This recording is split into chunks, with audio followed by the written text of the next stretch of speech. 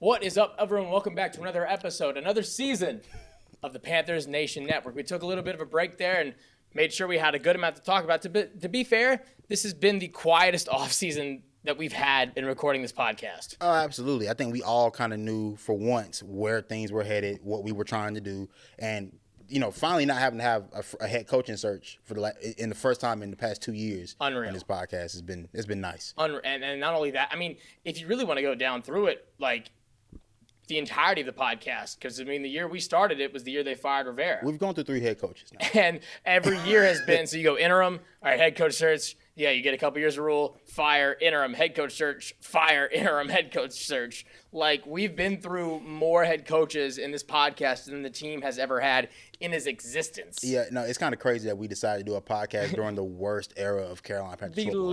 I talked to my buddy D'Angelo, our friend, I'm like, you got to UVA during the worst possible time to get to UVA.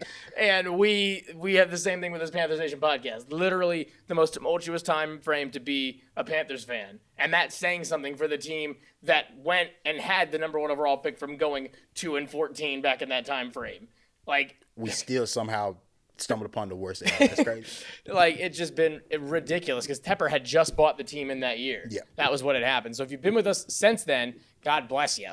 Because, I mean, I don't know how you could do that because we've barely been able to stay with us the entire time here. But it looks like, and this is very early ways in doing so, they have a sensible plan. Yes.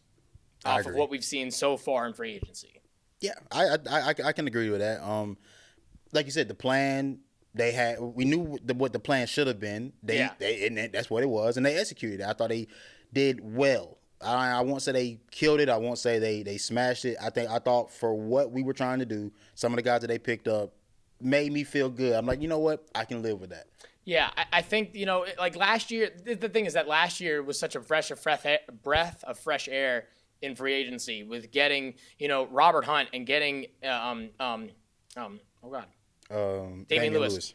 Getting Robert Hunt and getting Damian Lewis right off the rip was such a big, like in the first 2 days of free agency was like, whoa, wait, like, we're doing some real stuff right now, and they, brought in some guys on the defensive side that we were optimistic about. Right. Well, maybe y'all were. Look, I was excited for Jordan Fuller. I thought that it was better than what we had previously, which isn't saying much. But, Josie Jewell, it was a bit of a question mark, but we thought it would work in the system. He did work. He did. He did work. Him and Ashawn Robinson were the two guys who were like, all right, this worked in the system. Those two guys did absolutely work out. And had Shaq and Derek Brown knocking out for the year, probably would have fared a lot better off on the stat sheet. Yeah. I don't think anybody could have predicted that. I predicted this defense being bad even with those guys. I could not have foreseen that we will lose both of those guys within the first 2 weeks of the season. Yeah, literally the first two games apiece. You lost Derek Brown in the second game, and then I think you lost Shaq Thompson literally the next week. And I mean, God, what do you do at that point, right? Oh, man. And like they, Dan Morgan had his work cut out for him in the first free agency with, the Brian Burns situation. That wasn't going to work out. Frankie didn't want to stay. Right. You didn't want to give that money to Jeremy Chin. He had an interesting rookie year for the contracts that were coming up when he was here. So now this year, in that first year free agency, it seemed like it was doing worse off because it was a lot quieter. Right. But here's what I'll say about this year. You beefed up the line. And the same approach you took with last year with the offensive line, ensuring that you had the trenches settled down. You did the same thing with the defensive side of the ball this year. You had Tashawn Warden from the Kansas City Chiefs, 3 years, $54 million. Who had the most sacks for the Chiefs. Well, he had 8.5, I believe. And he went off in the Super Bowl, too. Exactly. And you had Patrick Jones, edge rusher from the Minnesota Vikings, 2 years, 20 M's. I think he had about, around 7 to 8 sacks last year as well. He's in that same tier as, DJ Wanham for me, whereas, these are solid pass rushers. I don't think these are number one, I don't think these are number one guys. No. But I think those signings do tell me that we're still probably going to be looking for the trenches in the draft early on. That's likely to pick for me. I couldn't imagine you would go another year, especially after you decided you were going to keep Evero. It would puzzle me if you went into the draft at number 8 and didn't give him a top end prospect to work with on that side of the ball. Yeah, because I think in the free agency, they're kind of playing it like Moneyball, right? When it comes to their free agency signings, and of course they took a swing on Milton Williams, and what really sucked about that is that Like, and I want to say this too, the insiders had the right information. They were right to pull the trigger when they did, because no deal that gets done in that time frame is official. No. So whatever you hear from the team hasn't been a signed contract. And that's what people forget a lot about the first day of quote unquote free agency. It's not really the first day. People are allowed to talk, but no deals are getting signed until the 4th. Right. Until noon on the 4th. No deals are official. Right. So you can say what you want to. And in the morning hours, he had that deal signed. So even up until 11 o'clock, whatever you hear isn't official until after that deal is done. Right. And I'm not even mad about the Milton Williams situation. I wanted him because that was a guy that his name had been swirling around for like the past month or so that we would be in play for him. But based off the money he got and based off what his projections were in terms of the money that he was worth on the market, look, credit to New England. We just talked about them in the pre-show. They had enough cap space to overpay, and that's what they did. You look at their offseason, and we could go through it. They were intent upon getting better, just getting more talent in the room. So we couldn't play money ball with those guys. Some teams got more money to swing around with and play around with, and we just couldn't compete. I thought we did a good job of recovering after that didn't work.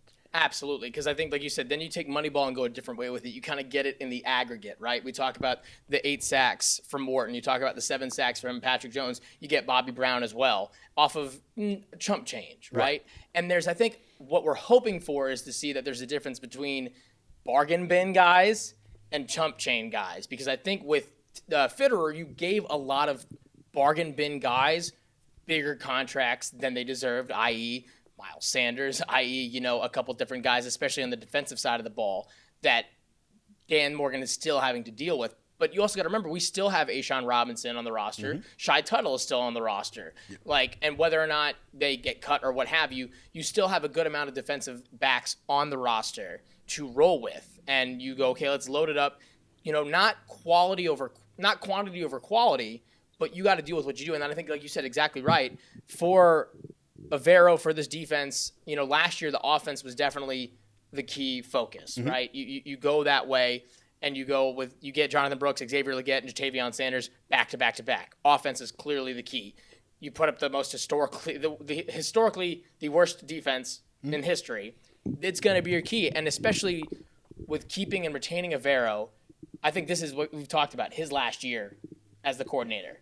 This is his prove-it year. Yeah, and I thought he did a better job of going out and get guys that fit his system. Like, obviously, Josie Jewell was a guy last year. A'Shawn Robinson were some of his guys from last year that came, that played in his system previously, but going to get guys like you said, Bobby Brown and what's the linebacker? Patrick Jones, right? No, that was the edge rusher. Something Bose. So I keep wanting to say Bozeman, but it's not that. It's not Bozeman. From the Rams. Rose Boom. That's why I keep getting around with it. So you got another one of those guys, which I don't think he's. I think he's around the same tier as Josie Jewell. Yeah. But, he had great production last year. PFF doesn't favor him greatly in terms of some of his grades. But, again, that's one of those things where you gotta look for yourself. And if the tape matches your eyes, if the grade matches your eyes, then go with it, I guess. But if you're living and dying by PFF, you've got bigger problems to face because some of those grades are as wonky as I'll get out. Some of them aren't. But I think it's indicative about how they want this defense to look when you cut Shaq Thompson. Yeah. I think that really speaks volumes because this is a guy that was willing to restructure. More than likely probably would have restructured again. Right. I thought it became one of those things where it was time to move. It was time to move on. You can't keep we're not good enough to hold spots for guys right now. We got to try to move forward. We got to try to move this franchise forward. Get to a place where we're winning again. And unfortunately, certain guys are casualties of that. So I wasn't upset by it in the slightest. I'm definitely don't want to see him leave, but it's one of those situations where it was probably time for everybody to move on. He was one of those guys that he was adamant about wanting to stay in Carolina his whole career. He made a point to say, I think it's really cool. You don't see players staying in one team the whole time that they're there. I think he would have retired as a Panther, in the next 2 years or so. I get why they did it, but it's the same thing like we said. That means that you're shifting this defense to a more, front-heavy team, right? And you're either freeing up those linebackers to be either in coverage or you're blitzing them a lot more. We always knew Shaq to be that, the run stopper in the second level, the coverage guy, the leader. The blitzing you didn't really do a whole lot of. And so that's my thing, though. If you're going to do this, for me, obviously you still need to pay attention to the edge position. Mm-hmm. But like for me, the way we went, wide receiver, running back, tight end in our first 3 rounds last year, I'm going defensive line, edge, linebacker, not necessarily in that particular order. Mm-hmm. But that's my 3. Like you say defensive lineman, like a true, we've got like Bobby Brown. They said he's a nose tackle. I'm okay with that. We don't run obviously Derek Brown like a defensive lineman, but I do want a true defensive lineman in there. Just to be honest, to have that we don't have the run stopping to play this weird hybrid. Put Derek Brown on the edge and put stand up Wanham and have him go back like. Right. The way that we put these defenses out. So what I want is a defensive lineman, an edge rusher, and a linebacker. First 3 picks, not in that order. It's crazy. It's kind of random. The kid Deion Walker from Kentucky. Yep. We've talked to him so far. We've talked to him a lot. Yep. Those types of guys, and if you looked at the guys that we've talked to, we the prospects we've been in contact with, there are a lot of those big body. SEC, like you'll fill the run gaps. Oh yeah. Like so, I think we're going to see a change, and I think in rounds 2 through 7. That's going to be the most interesting to me, what happens. Round 1, I don't know. I can't lie. I don't know why anybody else would feel this way, but there are a lot of people that feel that receiver would still be in play for us in round 1 and number 8 overall. But I just cannot get behind the fact that you would give Avero another year. Like I said this earlier, but there's no way you give Avero another season and then don't allow him to get a blue chip guy within the first 10 picks. I think it's funny, and let me preface this. I don't think the wide receiver room is nowhere near complete. No. It's not. We've known this. I do think it's funny, though, how quick and short the fan base's memory is. Acting like, Adam Thielen's agent, did you see the same old man on the field? He didn't look old to me. For the games he was in, that's the thing about not finishing out the year. He was lighting it up. Right. Coker lighting it up. X, I understand there's the question marks, but if you had concerns about jumping up for him that early in the draft, where does the rationale lie of jumping up for a receiver that might not hit the mark at pick 8? Well, here's the thing. Like, I think people are under the impression that certain receivers in this class are blue chip guys. There aren't. Not in the top 10. There aren't. Like the guys we saw, that draft we saw last year is a 1 of 1 where there were multiple guys that were within the top 20 that were still considered blue chip. Brian Thomas today is the number 1 overall receiver in this class. 100%. And Neighbors. And number 2. And it's not even close. Like the top 3, like fam, you go Neighbors, Thomas, Odunze, they're clearly number 1 over this class. And even then, you talk about last year that you're having those multiple blue chip guys. We did see them to be blue chip, yes. But from a production standpoint, and obviously it's early on, but what were you getting out of Odunze in that first year that did anything for them? What were you getting really out of Xavier Worthy? Right. If we're being, and that was the other guy. No, that's real. Because Xavier Worthy did not have, statistically, he did not have a great season. No. Keon Coleman, also another guy people love, did not have a great statistical season. I don't think, and this is where I'm like, X didn't fall anywhere below where those guys performed. No. Either. No. Now, those days, they're on better teams. Yes. He might have had less. They might have had more drop passes. Cool. Mind you, there was maybe 2 games where his drop passes actually affected. And not only that, no, they weren't asking Worthy and Coleman to be the number 1 receiver. No. Like, things changed for us. Situations happen. We were asking a 32nd overall pick, a guy that was probably likely going to be a second rounder that we traded up for. We didn't intend for him to be the number 1 receiver this year. That's why you had that's why you initially went out and got Deontay Johnson. Exactly. And not only that, if you watched X's career in college, he wasn't number 1 up until senior year when they got a brand new offensive coordinator. Right. That was he was there, he was performing. Yeah. He didn't have the year he has without Spencer Rattler on the team and Dow Logan. So you got to give him some time to get used to it, because you also operate in acting like he's not playing half a year with a different quarterback. All these other guys had Mahomes. Things did change. That's what I'm saying. Like, Mahomes is in the whole year. Josh, like MVP quarterbacks for these rookie wide receivers. Like, bro, come on. And that's the other thing, and for me, is that, okay, we were still putting up in these games where you say, okay, well, he dropped the ball, right? Yeah. He dropped that pass, the Eagles game, right? Yeah. Your defense also let up 35, 40 points each of these weeks to where we were only within scoring range after putting up 3 touchdowns or 2 touchdowns. So you can keep scoring, sure, but if you continue to disregard the defense. And here's the thing, man. football is won and lost in the trenches, and they addressed that last year with the offensive line. Do you not think they were going to do the exact same thing, and they're not going to continue to apply pressure to make that defense as good as you made the offense last year? For real. Like what sense would it make to then take that top 10 pick and put it back on the offense? And I'll go a step further, not even to the top 10, into the second round. And people are saying, okay, if Trey Harris is there, if Isaiah Bond is there, for me, I still think that second pick is way too valuable. I think if you could get another second round pick, meaning like you would have to trade back. Yes. Then I'm like, yes. Then you can fire off on it. But I think I got like Isaiah Bond at like 57. I like Isaiah Bond because just based off of the type of receiver he is and what we don't have in the room, I like him. But at 57, he probably isn't even there. It depends on the mock. I've seen a couple of different mocks where he falls, but I've also seen, like, dependent upon where you're sitting at there, like, you still, like, your top, like, the way that these defenses and these players are being touted right now, your top 5 safeties could be off the board. Your top 5 edge rushers, by that second pick, could be gone already. So that's the thing, is like, when I say the defensive line, edge linebacker, I'm talking, okay, if we get in that if we trade back, get Jalen Walker, which that's my dream. That's my dream pick as well. Because Carter's not going to make it that far. I'm worried about Graham. I would love Mason Graham. I'm a little worried about it. I could see Graham sliding. I could too. I said this on my pod on the Jim Dropper Sports. I was like, he may be one of those prospects that may be suffering from prospect fatigue. Yeah. Where you've been around for too long, you've been good for a while, so we don't really have anything else left to say about you. I think he gets kind of the Derek Brown effect. And I think that's exactly what you could get out of him, though. That go, okay, well, it's the matter of passing up, okay, are we, Derek Brown over Isaiah Simmons? Right. And going, you made the wrong damn pick. You should have gotten. I remember there was a debate about Derek Brown and Javon Kinlaw. Are you kidding me? You remember that? Yes. It was insane.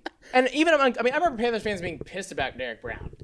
Mind you, I wasn't the highest on it, but all in all, he's turned out to be one of the best defensive tackles in the game. Absolutely. He's up there, and he's up there with the likes of the Chris Jones, the Aaron Donalds. Absolutely. He's obviously a tier below, but like he's in that. But give him. He's a year or two, but he's a few years behind as well. Yeah. So my point being is that, like, you say you fire off on an edge rusher, because if you don't fire on Walker and you get, like, it goes the same way everyone. Like, if you don't fire on a defensive lineman, you're hitting that risk of what edge and what linebacker is going to be available by that time you get your second pick. I wouldn't leave. I can't chance that. That's what I'm saying. So if we only have one second rounder and you get a wide receiver with that second pick, and now, like, you're not going to get I've seen Kyle Kennard go from third round to mid-second round now. I've seen, Shamar Stewart going to be gone. Shamar Turner going to be gone. Mike Green. Like, there are a handful of these prospects. Even at the safety position, like, I'm hoping for maybe Andrew Makumba in the third round or the fourth, because you're not going to get an Xavier Watts. You're not going to get a Montewari. They're going to be gone. Malachi Stars, Xavier They're Watts, they're going to be gone.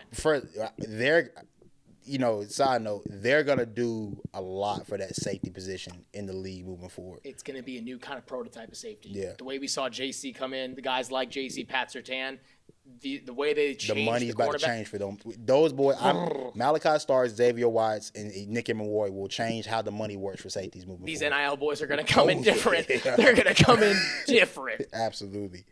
And so that's where I'm just like, I get. I look at the wide receiver room. Yes, we need one. And the Jets didn't have to trade Garrett Wilson. They have nothing they need to do with him. So why would they? I would. And if I'm Aaron Glenn as a new head coach, I'm not trading away Garrett Wilson. Especially now that you got Justin Fields. You're going to trade Isn't he still in his rookie deal as well? Yes. They don't have to do anything with him. No, He's literally not under contract yet. Yeah. They don't have to tag him. They don't have to do nothing. No. So I knew that wasn't going to happen from the start. T. Higgins and y'all on oh boy, all right. Hey, shout out my boy Utopia Sports, bro, because I can respect the fact that you stood 10 toes down, and I do believe that he probably heard something, because things are happening all the while when trades aren't going down. All the way. So, like, conversations are being had. Now, how serious were the Panthers in actually getting T. Higgins? Like, do I think they inquired? Yeah, probably. But I love this. Like, I was wrong, but I wasn't wrong, and I love that. That was hilarious. Stand on it. I respect it. Shout out Utopia, bro. That was crazy. But no, like, so I get where people want the wide receiver. I just don't genuinely see it happening, honest to God. I think it happens late in this draft where you get like that really interesting spot is we do have the 114. The Bears don't have shit. Right. We have 114 and we have 111.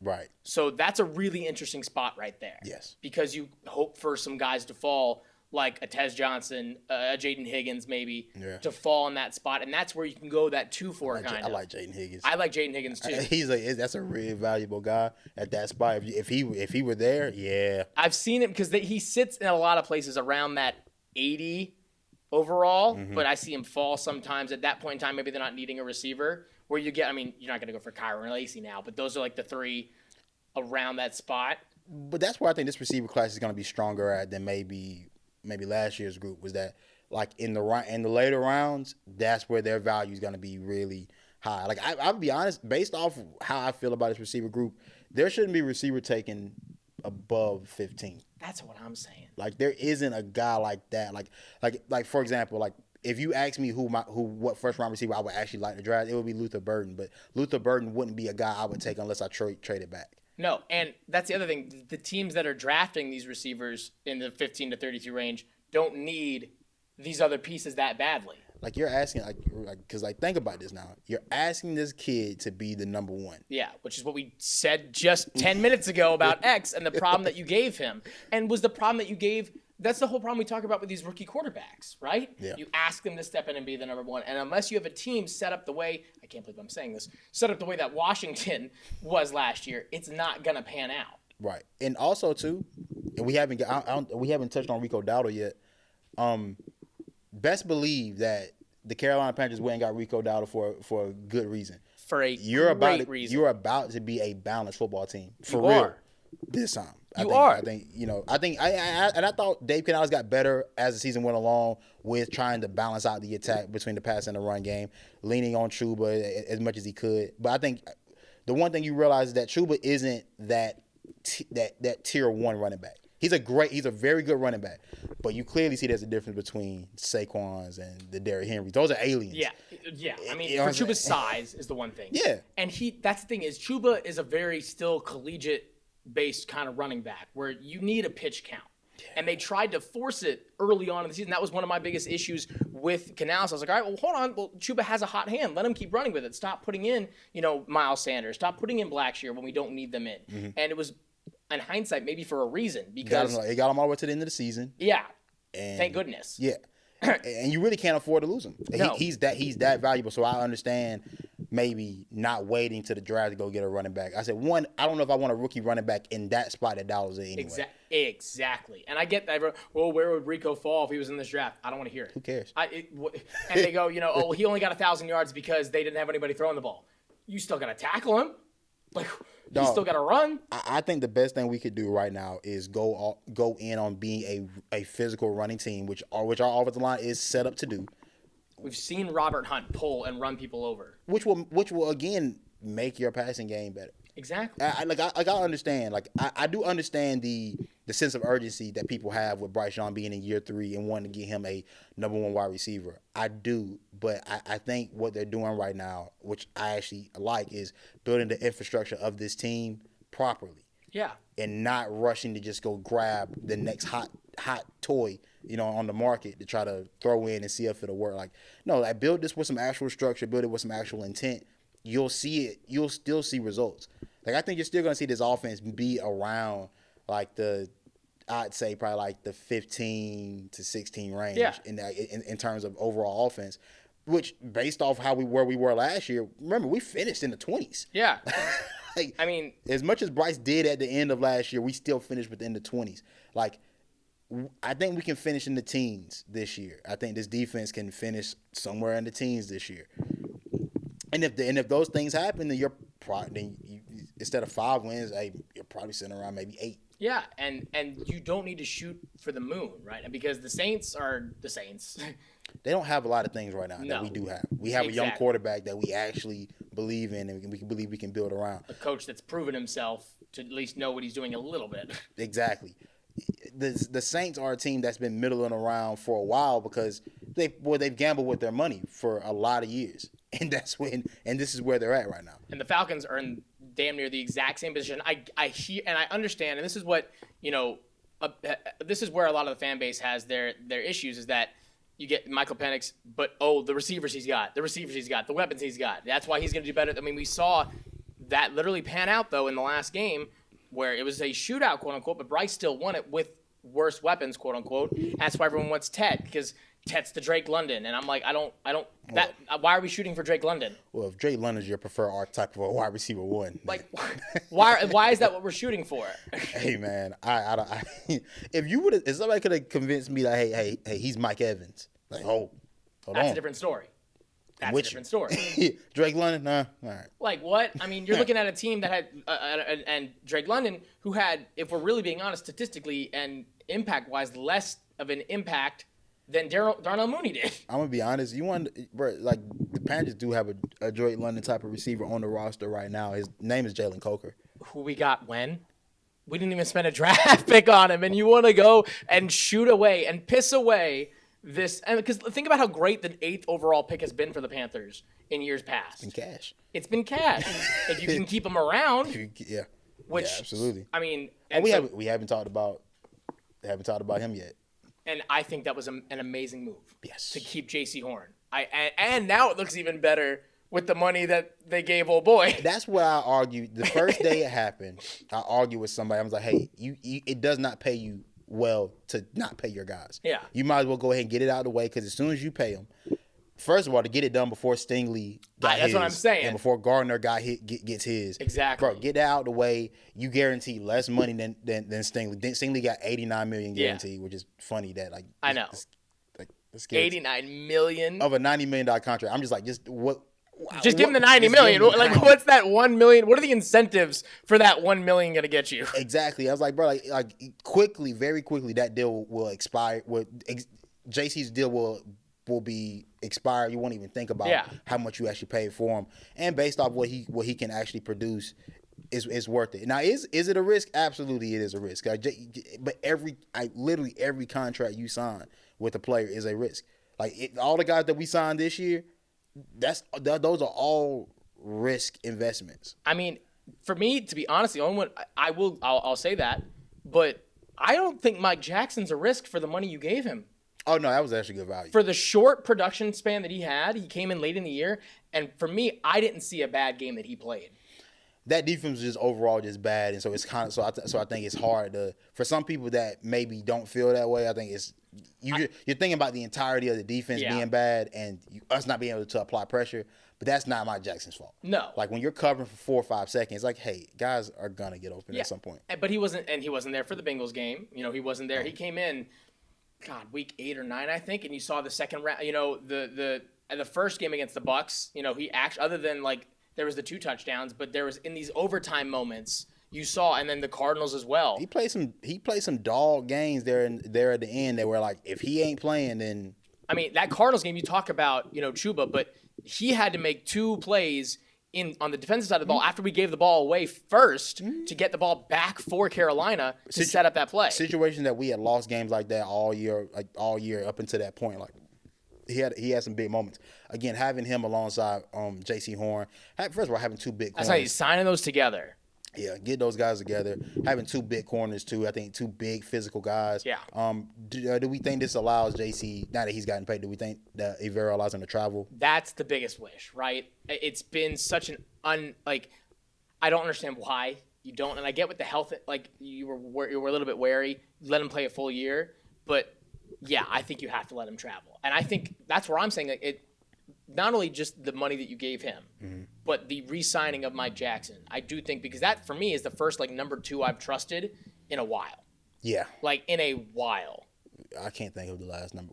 The last number 2 I think we had that I trusted may have been like Richard Marshall, dog. Like for real. For real. If I'm being completely honest, maybe like Richard Marshall. Wait, I'm tripping. No, I'm tripping. Charles Tillman. Yeah, but that's because it's Charles freaking Tillman. I'd trust him to freaking deliver my wife's kid if I had to. What? I'm okay with that. And that's a vet deal that we had at the time. With another ridiculous cornerback room that consisted of also Roman Harper and Cortland Finnegan. If we're really looking back at it, AARP boys, man. But for real, that took you to the Super Bowl. But I mean, that's what I'm saying because every year that you've had someone like that, say what you will about James Bradbury. You had nobody on the other side. You bring in Dante Jackson, and it goes downhill immediately for that first year. He was playing great up until that Steelers game, and then saw God. Yeah. I mean, you go even further than that. Josh Norman has Ben Wickery on the other side, and it is doing nothing for you. Because you had Bradbury then too. That was probably the only time I think you had Bradbury and Josh Norman. We never had those guys together. Did we not have them together? Mm-hmm. We got Bradbury afterwards? Yeah, Bradbury was drafted that. That's the same offseason that we didn't. You're right. The franchise tag situation happened. So then, I mean, we've never had two guys on either side. And I do like what Charles Smith-Wade did in the nickel position. He did. But got an interception in that first. Is that first Bucks game where he got an interception in? Yes, he got that first interception in his Bucks game. That was still the fact that we picked off Baker Mayfield twice and still lost that game is an anomaly. But hey, Panera's not on the team anymore, so shout out, thank goodness. And I think you could still there are spots I'm okay with a cornerback later in the draft, like Kobe Bryant out of Kansas. I love Kobe. I love Kobe Bryant. I've liked him for a few years, and he would fall late that you could pick him up. And is he really gonna fall that late? I think with the amount of cornerbacks that are in this class, if you really look at it, I mean. That's deep. You talk about you've got Will Johnson and do we think he falls to the third? Johnson?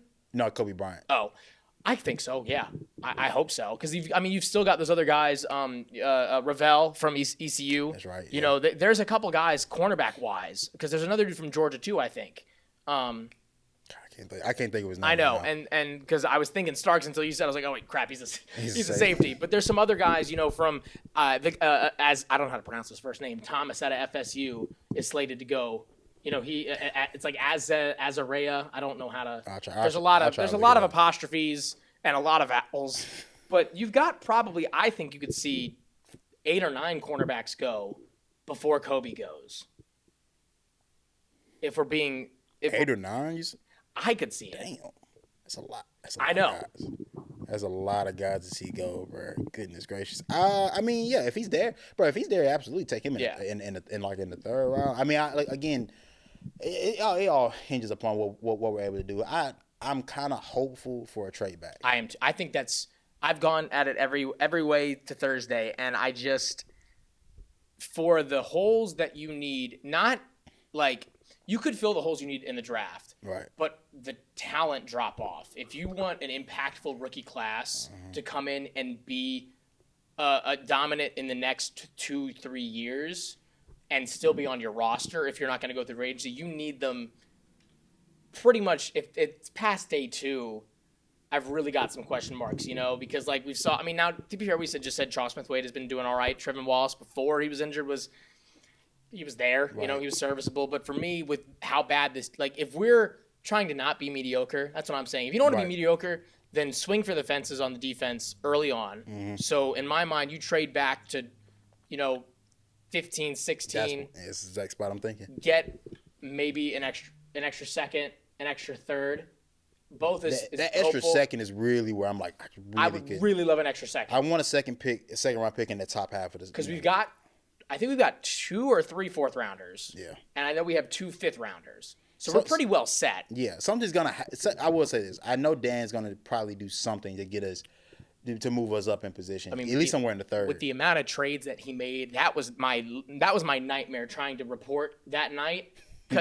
And day 2 and 3, yeah. Day 1, it was all right. We're off air. It's 11 o'clock. I'm gonna go home. I get home from work. I got a Zoom call set up because we're gonna FaceTime. We're gonna Zoom XL because we just freaking traded for him. And then even the second day when we traded down to get extra picks, then traded back up into the second round to get Sanders. And in the third, we did it too. We traded, I think, maybe 3-4 times in the first few days. So it's gonna happen again. Yeah. And because I don't see any way that we hold on to 8, and not because we don't need the best player available at 8, but because I think so much. You can get so much. We just need a lot. And that's the part for me where it's like it's a bit mind boggling because I'm like we need so much that I can't just focus on just one thing. They're like, all right, once we get that, we're gonna be good. Like, nothing that we do right now, like no one player is gonna make me feel like we're set. Yeah. Like it's got to be a collection of talent. Like exactly. And so that's where you get your resign. they continue with the offensive line the way they should have. Re-signing Corbett and Christensen was huge. Oh my God, you needed that. The fact that Brady Christensen to me did not demand starter money on the market was I don't know what, maybe I'm missing something. Well, he talked about it. He was like, I think I've earned my due playing every position on the front. And Corbett said the same thing. He didn't say it the way that certain NFL pundits and Panthers beat writers really quoted him as saying it. But Corbett said the same thing. It's like, I know what I'm worth, and I'd like to stay at one position. But he only moved around because we needed him to. Right. And he was definitely worth more as a guard than he is as a center. But someone's still got to be willing to pay you that money. Right. And I guess I do wonder what is actually the market for guys like Christensen that have played multiple positions and that are good at a lot of different positions, but not necessarily great at just this one thing. And I don't know what's going on, and if it's just been like maybe there's more coming out, or people think that but like the mass exodus of like bell cow linemen, David Long, Kevin Zeitler, like these big body guys coming from teams like the Colts, the Patriots, the Cowboys, Garrett Bradbury getting tossed for nothing. So that's something if I think Corbett and Christensen saw the writing on the wall to say, okay, well, if these guys aren't getting paid, then I just need to stay right. Then I'm going to stay right where I'm at. Let me hunker down. Because I'm not going to get paid. No, facts. That's a fact. And that's where I was like, okay, you re-sign those, that's good. I don't think you now, like, it's the first draft in a while where I'm like, if we don't draft an offensive lineman, I'm not upset. I kind of like where we're at. I always like depth. Don't get me wrong, but Cade Mays and Christensen alone make me feel very good. So does Zavala too. Yeah. I think Zavala pitched a good, that first game he had to play. Yeah, I think this offensive line as a group, as a whole, a lot of guys that were holdovers from years past, like they improved a lot with this current staff. So, made me feel a lot better about things. And again, that's why I think you're going to see a lot of the capital be pushed towards his defense. Which that was the worst defense I have ever witnessed. Yeah, and it's funny because, like, clearly there was the blowouts at the beginning of the year. Yeah. And then, like, it was weird because it was almost like it didn't like look as bad as it was in real time as it actually was, if that makes sense. But when I'm watching, disrespect to this guy because he's a Panther now, but when I watch Rico Dowdle, like, cut us up. Oh yeah, oh yeah, oh yeah. I'm like, dog. I say no offense, but we've given up multiple 200-yard rushing days. Yeah. That should not happen. No, it should. And that's that's saying something for our rush defense that has been abysmal since 2015. Yeah, like we thought it was bad. Like, no, it actually bottomed out. And I mean, how we didn't end up with a worse record than we did in previous years is kind of crazy. I couldn't tell. And the fact also of the matter of, like, not only were they that bad on the field, you couldn't get them on the field. We played more starters on the defensive side of the ball than some teams played for their whole roster. Yeah. Like, you were switching guys out, and I'm like, I would go into the locker room for, after, like, a practice, I'm like, who are you and when did you get here? Like, bro, like, man, like the Falcons game at the end of the year. Like, I see Falcons fans making Drake London edits. And I'm like, dog, you do realize who that was. Yeah, like, he called that. Yeah. Like, you know that guy's not employed right now. No, right? not at like all. And again, thank goodness. It's the fact that he was on the team as long as he was after the what game was it that he got ran out of the house? I can't even remember. What was the guy's name? It was Dane Jackson, wasn't it? No, it wasn't Dane. Oh, I think Dane had already been benched at that point. It was some kid out of Georgia Southern. I think it was like a UDFA. Oh God, I can't even remember, to be honest. There were so many. It was a lot. It was a lot of different guys. Now let me go to tight end. Okay. You take away Ian Thomas. You say sayonara, and we all kind of saw that coming. Yep. I liked re-signing Tommy Tremble. Yeah, I do too. I agreed with it, but there are people that are saying that we need another tight end and should draft a tight end.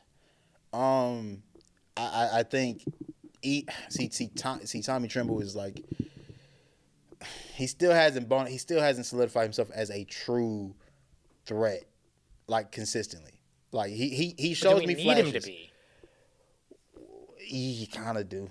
Yeah. You kind of do. I mean, I need you to be, because who is it right now? Because even JT didn't, like, he had flashes, but that wasn't consistent. No, it wasn't. I mean, you know what I'm saying? Like, I mean, people talk about Excel, but JT really was quiet at the beginning of the a season. long time. Had a stretch, but didn't finish the year. He was with never that right same, after his injury. Yeah, after his injury, like, you know what I'm saying, he didn't finish the year quite as high either. So it's like, if you believe JT's that guy, then all right, cool. Now you probably still need a bona fide like blocking tight end, because I don't know if Tommy Tommy's he's a physical piece, but I don't know if he's necessarily that bona fide blocking tight end that you want to have in that room. No, I don't think so, and I don't think now. I think outside of a Dave Canales ran offense, I don't think you would need another tight end, to be really honest. Like, it's because it's Dave Canales, right. And we had 5 tight end rooms a good amount of the year. No, you still have Jordan Matthews.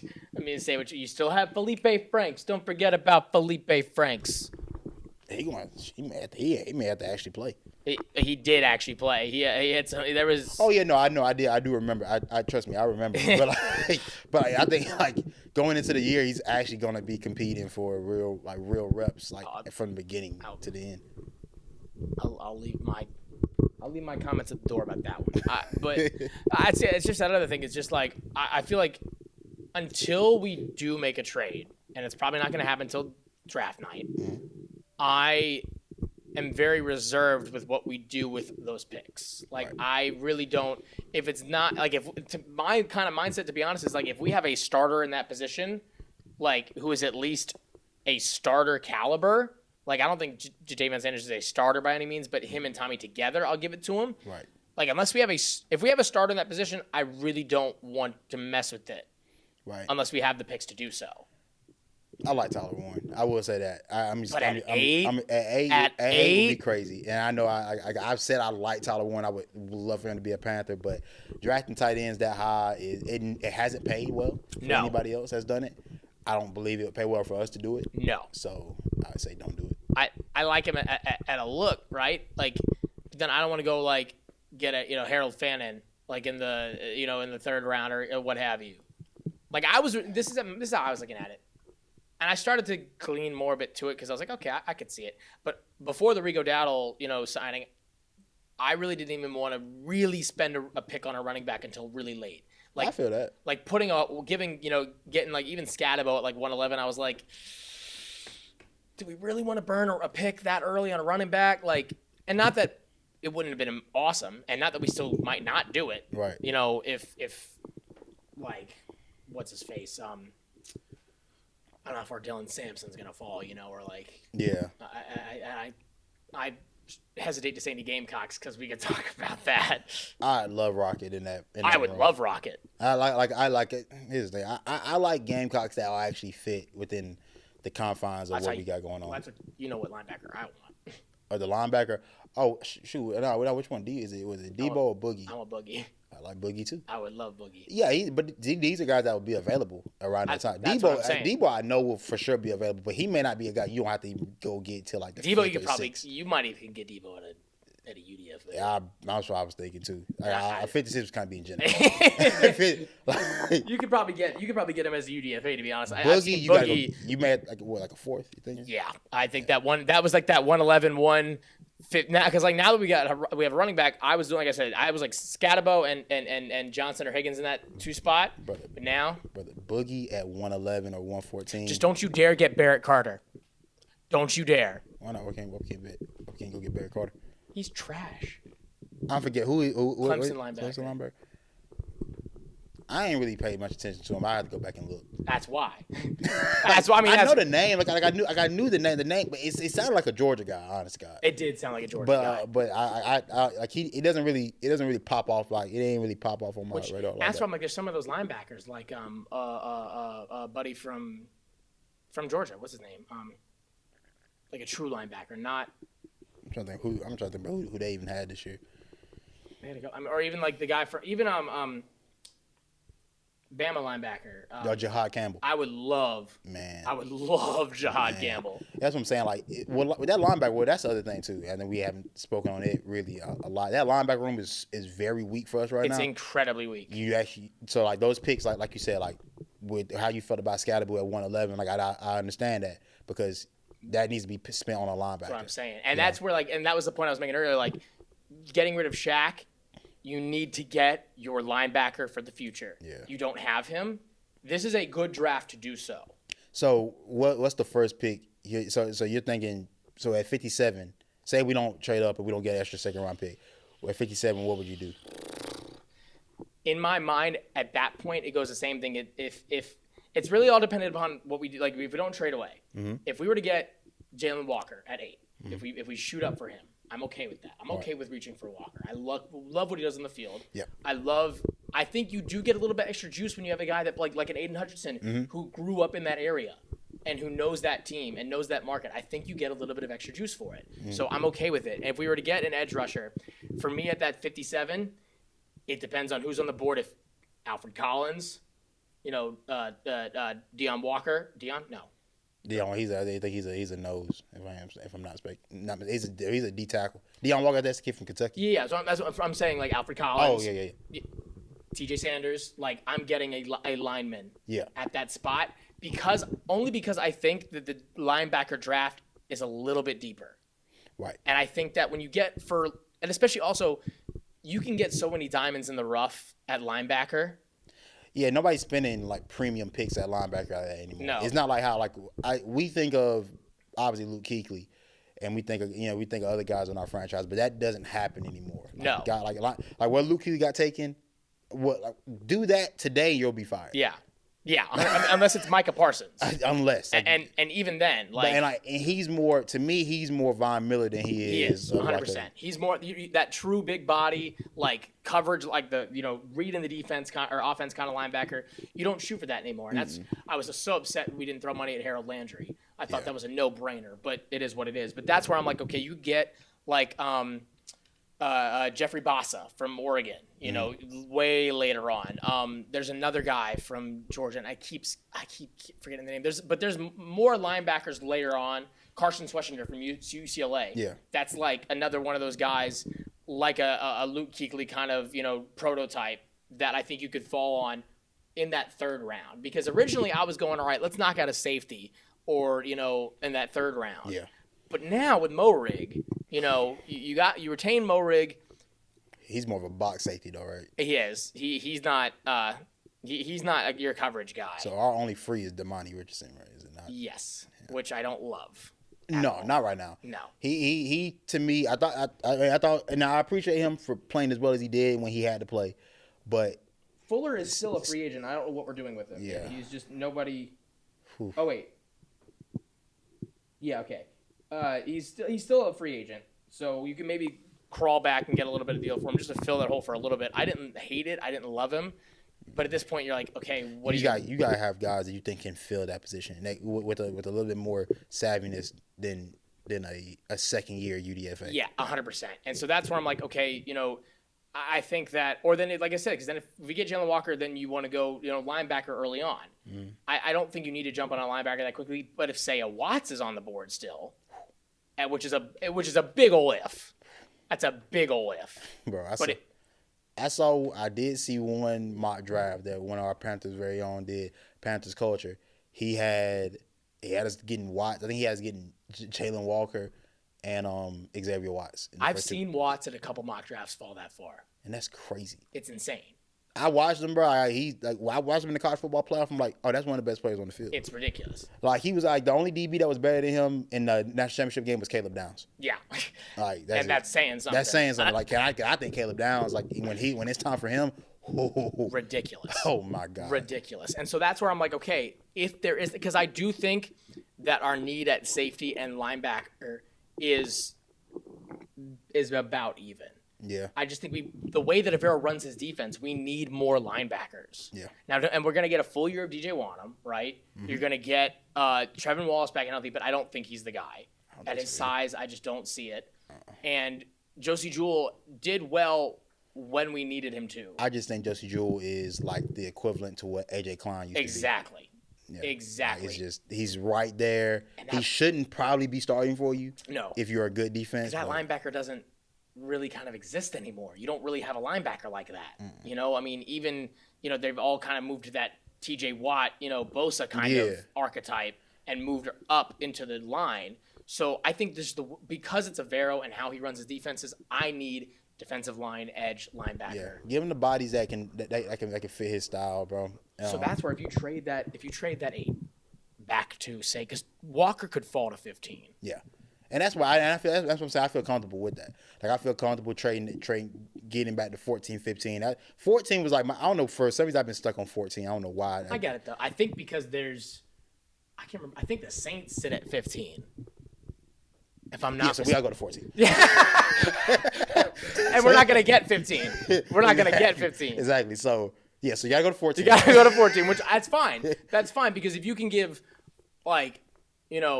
give up one of your 5th rounders or 2 of them for all I care. To be honest, like if you do enough in that early rounds, you can wipe out the 5th round for me. To be honest, you can, and we have 3 of them. So rounds 1 through 4, I need you to do a lot. That's what I'm because like you got Wallace late in the 3rd. I think we traded up to get, or we got a 2nd, 3rd round pick if I'm not mistaken, or it might have been a 4th. I can't remember. He was the next one after JT, and then it was Chaw Smith-Wade, and then it was the other guys. Yeah. And so that's where I'm like, you can't wait that late. No. For one of those guys. I'm not banking on 5th round, 6th round guys being legitimate players for me, bro. I just can't. I can't do that. Rounds 1 through 4, where we need to do a lot of damage there, collect as much talent as possible. If you get some of the guys that you've mentioned at the linebacker position, I can feel a lot better about this defense, man. I just they gotta hover somewhere around the teens in total defense this year. Yeah, they hover. If you're in there, I believe we're just not as bad as we were last year. No, and that's the best you can hope for at this point because I think the offense is going to stay about the same margin, a little bit better if you get a healthy year for JT Sanders. You get healthy years for X. They both start to They start to improve the way you hope they do, and then your running back room. And that's the thing, too. As we get ready to wind down, I was like, you had 3 rookie pass catches that all showed promise last year. Right. And for some reason, you feel like you're worse off. Right? You know it makes no sense. Just the feeling around the fan bases felt like we're worse off this year than we were last year. When you found a dominant and Ruffin Coker, you had JT Sanders who had his moments up until his injury, and XL who also had his moments up until he got some nicks and just didn't finish as strong. And then better years from Chuba and Adam Thielen than you had the year prior. Like rookie walls exist. I don't know people like all these guys hit a rookie wall, and I'm like, I think that's what happened with all of those guys at some point last year. 100%. I mean, maybe not Coker because Coker had such a late start into the year. Yeah, but then you're still even as late start, you're still playing just as many games as you did in any collegiate year. Exactly. So you're going from 12 to 17 games. And so he didn't start till I think about 5 weeks in. And he went to Holy Cross, so 11. That's right, yeah, 11. So he definitely only played just as long as he did in a full year. Yeah. And that's where it's just like I think where we've been so quarterback desperate. And I get maybe it's because, Bama had these great wide receivers. I mean, Bryce had these great wide receivers at Bama, but that's because it's Alabama. You're going to get great wide. You throw a rock and you're going to hit a great wide receiver walking through that locker room. It doesn't matter. So he doesn't need to have that here to be successful. I think people got so scared about Bryce saying if he doesn't have the weapons he needs, he's not going to be that Bama Bryce. You saw clearly he can be that Bama Bryce. Yeah. Do what works for you. If you got to play more play action, allow for that backyard football. And don't break the bank on he's a one-way wide receiver. He does this one thing. Mm-hmm. He does it better than anybody, but then throw off the whole balance of what you're trying to put together. Right. And this kind of out of it. What's our cap situation for next year?